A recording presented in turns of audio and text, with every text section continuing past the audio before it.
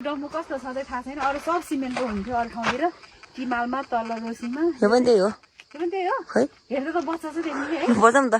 तीन नडिम साँच्ची हो रहेछ उहिले त के गीत थियो उहिले मेमेले बनाएको 32 किला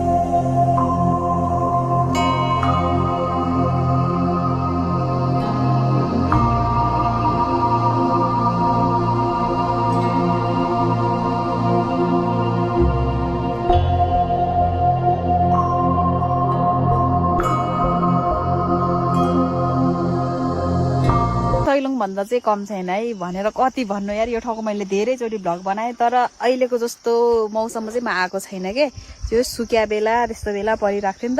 अहिले चाहिँ एकदम हरियाली भएको छ त्यही मौका छोपेर आएको म काठमाडौँदेखि यार यस्तो जाडो होइन जाडो भयो भयो कुछु जनता गाउन आइपुग्यो के छ साउनी ज्यू रक्सी त घुमिसौ झेकुटी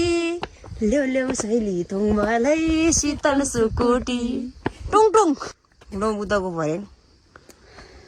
भन्दा कम छैन भन्दा कम छैन है ठाउँ चाहिँ एकदम गुड रहेछ है मलाई त यस्तो छ भनेर मैले सोचेको थिएन सिस्नु पनि यहाँ चाहिँ प्रकार प्रकारको आउँछ है यस्तो काँडा हुन्छ यसमा पाजेर पोलो भन्छ यो खान पनि मिल्दैन यो पोलो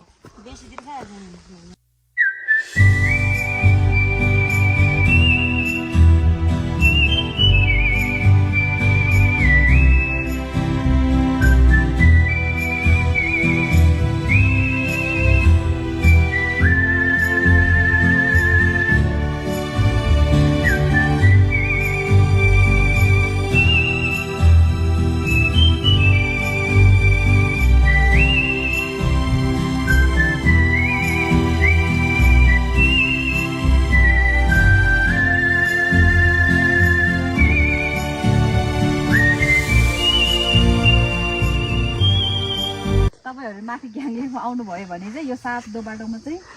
आउन नभुल्नु होला आउनै पर्ने हुन्छ बाटो एकदम पिच छ हैन बाटो पनि एकदम राम्रो छ खोइ यसलाई मगरमची भन्छ यस्तो राम्रो फुल चाहिँ कस्तो राम्रो फुल साँच्ची ओइ ल सही फुलिरहेको छ यार फुलहरू डम्बु बजाउने हो ड्याङ यो डम्बु त साँच्ची बज्छ कि क्या हो बजाउनु पर्छ बच्चा डम्फु बजाउँछ यो डम्फु कस्तो छ चाहिँ थाहा छैन अरू सब सिमेन्टको हुन्थ्यो अरू ठाउँतिर किमालमा तल रोसीमा यो पनि त्यही हो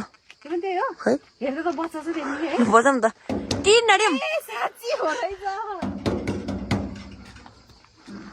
उहिले त के गीत थियो उहिले मेमेले बनाएको 32 किला 32वटा किला हुन्छ अरे 32 किला कडवा हाम्रो त मेमेको पालामा हाम्रो लाली गुराँस चाहिँ यहाँ प्रशस्तै पाइन्छ होइन त्यही भएर टक्क बनाएको रहेछ लाली गुराँसको बोर्डहरू यहाँतिर पनि छ अनि टुङ्गा चाहिँ कसरी बजाउँछ अरे टुङ्गाको यो चाहिँ स्प्रिङ चाहिँ रड रहेछ रडको रहेछ ला मैले त ड्याङ ड्याङ टोक्दै हिँडेर रहेछ सरी यार माथि एकछिन सिरियस भइदिउँ भने सिरियस हुन आउँदैन जिन्दगीमा सिरियस हुन कहिले आएन यार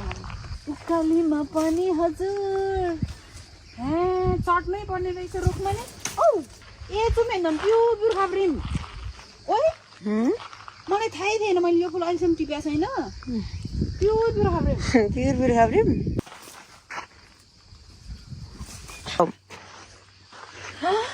कस्तो मिठो बास्ना आएको